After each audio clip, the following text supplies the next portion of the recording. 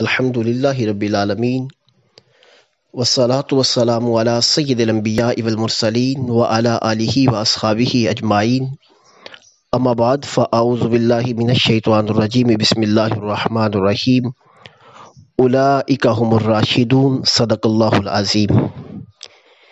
ایمانیات course کی 29ویں نشست کا آغاز کر رہے ہیں۔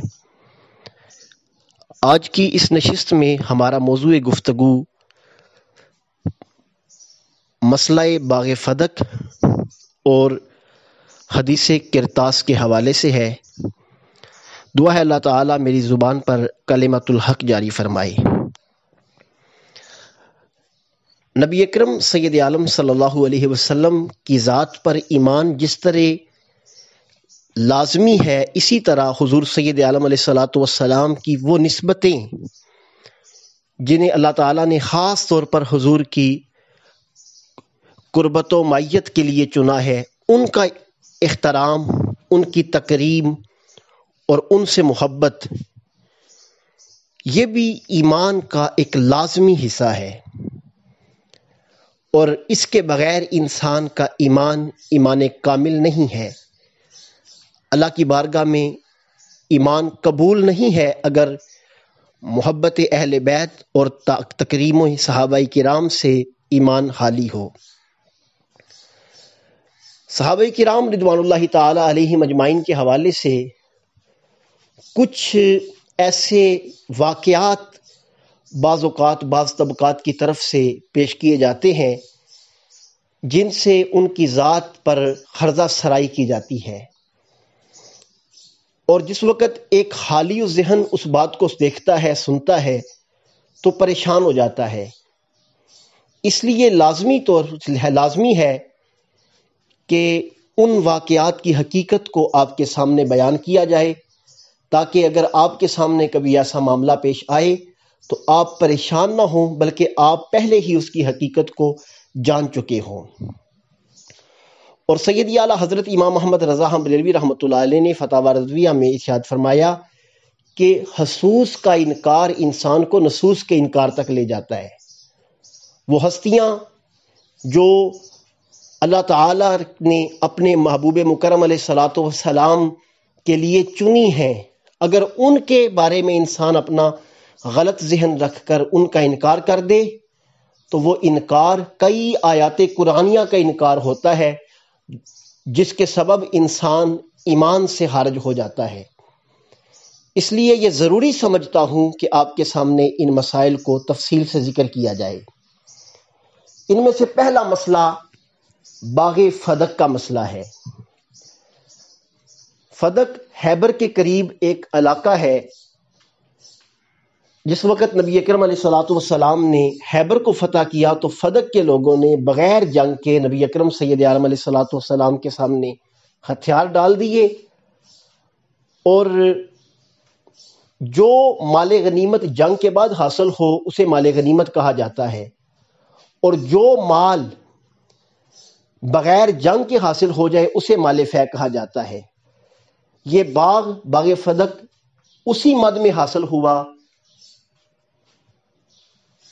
جو مال فے ہے اس کے مصارف کو اللہ تعالیٰ نے قرآن مجید برہان رشید میں سورہ حشر کی آیت نمبر 7، 8 اور 9 کے تحت بیان کر دیا۔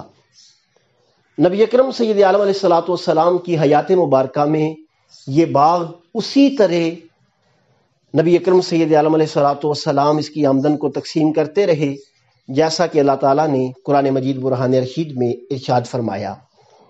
نبی اکرم سید عالم علیہ الصلوۃ والسلام کے وصال کے بعد حضرت سیدہ فاطمہ الزہرا رضی اللہ تعالی عنہا حضرت صدیق اکبر رضی اللہ تعالیٰ عنہ کے پاس تشریف لے گئیں اور اس باغ کا سوال کیا، اس کا مطالبہ کیا۔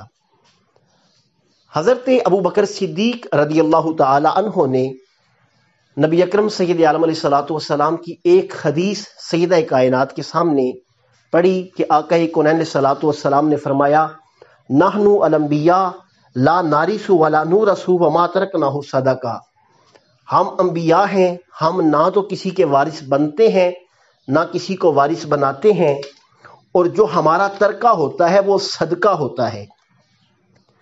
جس وقت سیدہ کائنات نے اس حدیث مبارکہ کو سنا، آپ واپس گھر تشریف لے آئیں، اور اس کے بعد ساری زندگی آپ نے اس معاملے پر کبھی گفتگو نہیں کی، اس کا دوبارہ کبھی مطالبہ نہیں کیا۔ اور یہ حدیث مبارکہ جو حضرت صدیق اکبر رضی اللہ تعالیٰ عنہ نے حضرت بی بی فاطمہ الزہرا رضی اللہ تعالیٰ عنہ کے سامنے پڑھی، یہ حدیث مبارکہ صحاح ستہ کی تمام کتابوں میں موجود ہے، اور اصول کافی میں بھی یہ حدیث حضرت امام جعفر الصادق رضی اللہ تعالیٰ عنہ کی روایت کے ساتھ موجود ہے۔ اس حدیث کے راویوں میں 11 صحابہ کرام ہیں، جن میں حضرت علی المرتضیٰ شیر خدا رضی اللہ تعالیٰ عنہ بھی ہیں، اور حضرت عباس رضی اللہ تعالیٰ عنہ بھی ہیں۔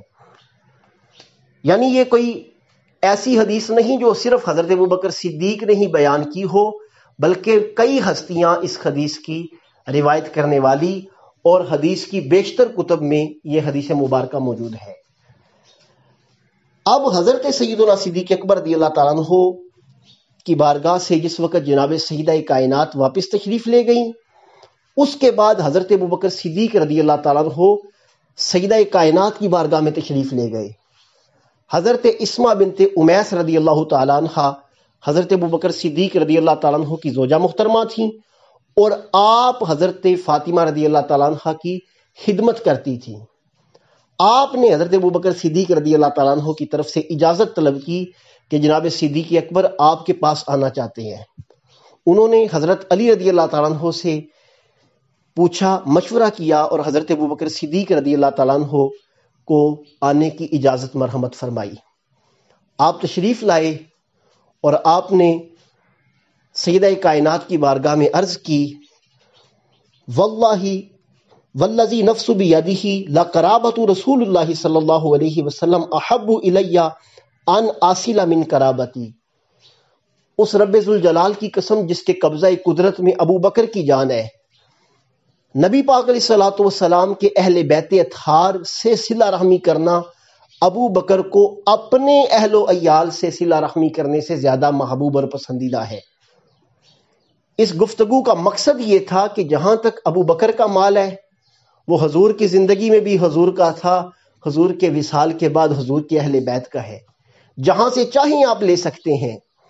اور جو باغ فدق کا معاملہ ہے، جس وقت نبی پاک علیہ الصلوۃ والسلام کا فرمان آ جائے تو پھر حضور کے فرمان کے آگے میں کچھ نہیں کر سکتا۔ حضرت سیدہ فاطمہ الزہرا رضی اللہ تعالیٰ عنہ جو پہلے بھی ناراض نہیں تھیں، انہوں نے اس چیز کو سنا اور قبول کیا، اور سیدہ فاطمہ الزہرا رضی اللہ تعالیٰ عنہ کی نماز جنازہ حضرت صدیق اکبر رضی اللہ تعالیٰ عنہ نے پڑھائی۔ کنز العمال میں موجود ہے، طبقات ابن سعد میں، بہقی شریف میں، حلیۃ الاولیاء میں، البدایہ والنہایہ میں، مدارج النبوہ، اس کے علاوہ بیشتر کتب میں موجود ہے کہ جس وقت سیدہ کائنات کی نماز جنازہ پڑھانے کا وقت آیا، حضرت سیدنا صدیق اکبر نے حضرت مولا کائنات کو فرمایا کہ آپ جنازہ پڑھائیں۔ آپ نے حضرت صدیق اکبر کا ہاتھ تھام کے کہا، اللہ کے نبی کے خلیفہ موجود ہوں تو وہی جنازہ کے زیادہ حقدار ہیں۔ انہوں نے ہاتھ پکڑ کے حضرت صدیق اکبر کو آگے کیا، اور جناب صدیق اکبر رضی اللہ تعالیٰ عنہ نے سیدہ کائنات کا جنازہ پڑھایا۔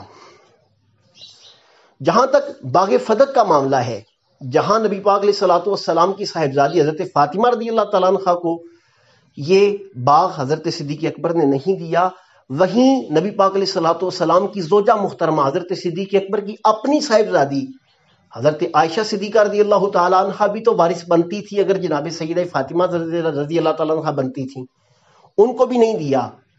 حضرت فاروق اعظم کی صاحبزادی حضور سید عالم علیہ الصلوۃ والسلام کی زوجہ محترمہ تھی، ان کو نہیں دیا۔ حضرت امیر معاویہ رضی اللہ تعالیٰ عنہ کی ہمشیرہ حضرت ام حبیبہ حضور کی زوجہ محترمہ تھی، انہیں نہیں دیا۔ یعنی اگر جناب سیدہ کائنات کو نہیں دیا اس وجہ سے کہ سرکار نے فرمایا ہم جو مال چھوڑتے ہیں وہ صدقہ ہوتا ہے، وہ وراثت نہیں ہوتی، جہاں ان کو نہیں دیا وہاں اپنی صاحبزادی کو بھی نہیں دیا، جناب فاروق اعظم کی صاحبزادی کو بھی نہیں دیا، اور دیگر ازواج مطہرات کو بھی نہیں دیا۔ اور آقا کونین علیہ الصلوۃ والسلام کہ اس فیصلے کو جہاں ابو بکر صدیق رضی اللہ تعالیٰ عنہ نے قبول کیا اور ثابت رکھا، وہیں حضرت ابو بکر صدیق رضی اللہ تعالیٰ عنہ کی خلافت کے بعد حضرت فاروق اعظم کا دور آیا، حضرت عثمان غنی کا دور آیا، حضرت مولا علی کا دور آیا، حضرت امام حسن کا دور آیا۔ ان ادوار میں بھی باغ فدق کو اسی طرح رکھا گیا جیسے جناب صدیق اکبر کے دور میں رکھا گیا۔ جس طرح جناب صدیق اکبر اس کی آمدنی کو خرچ کرتے تھے، حضور سید عالم علیہ الصلوۃ والسلام جیسے خرچ کرتے تھے، ویسے ہی حضرت عمر کے دور میں، حضرت عثمان کے دور میں، حضرت علی اور حضرت امام حسن مجتبی رضی اللہ تعالیٰ عنہما کے دور میں بھی اس کو اسی طرح تقسیم کیا گیا۔ لہذا پتہ چلا کہ اگر باغ فدق میں ان ہستیوں کو کوئی اعتراض ہوتا، حضرت مولا کائنات واپس لے لیتے، نہیں لیا۔ پتہ چلا جو فیصلہ حضرت صدیق اکبر کا تھا وہی فیصلہ حضرت مولا کائنات علی المرتضیٰ شیر خدا رضی اللہ تعالیٰ عنہ کا تھا، اور حضرت بی بی فاطمہ رضی اللہ تعالیٰ عنہ بھی اس فیصلے سے راضی تھیں۔ دوسرا معاملہ جو اس حوالے سے زیر بحث لایا جاتا ہے وہ حدیث کرتاس ہے۔ کرتاس کاغذ کو کہا جاتا ہے۔ نبی اکرم سید عالم علیہ الصلوۃ والسلام وصال سے قبل 5 دن قبل جمعرات کے روز حضور سید عالم علیہ الصلوۃ والسلام کی تکلیف زیادہ ہو گئی، تو نبی پاک علیہ الصلوۃ والسلام نے فرمایا میرے پاس کاغذ اور قلم لاؤ، میں تمہیں کچھ چیزیں لکھوا دوں تاکہ تم میرے بعد گمراہ نہ ہو۔ جس وقت یہ نبی اکرم سید عالم علیہ الصلوۃ والسلام نے ارشاد فرمایا تو حضرت ابو بکر حضرت فاروق اعظم رضی اللہ تعالیٰ عنہ نے یہ کہا کہ کیا نبی پاک علیہ الصلوۃ والسلام ہمیں چھوڑ کے جا رہے ہیں؟ حضور سے پوچھیں۔ اور اللہ تعالیٰ کی کتاب قرآن مجید ہمارے لیے کافی ہے۔ نبی پاک علیہ الصلوۃ والسلام اس وقت تکلیف کے عالم میں ہے، ان سے لکھوانا اس وقت جو ہے یہ آپ کو تکلیف دے گا، لہٰذا اس وقت آپ کو تکلیف نہ دی جائے، ہمارے لیے قرآن مجید کافی ہے۔ جس وقت یہ بات جناب فاروق اعظم رضی اللہ تعالیٰ عنہ نے کہی تو حدیث کے الفاظ ہیں اختلاف اہل البیت، اہل بیت اطہار کے افراد کا آپس میں اختلاف ہوا۔ بعض کہہ رہے تھے کاغذ قلم لایا جائے، بعض کہہ رہے تھے نہیں لانا چاہیے، تکلیف میں ہے نبی پاک علیہ الصلوۃ والسلام۔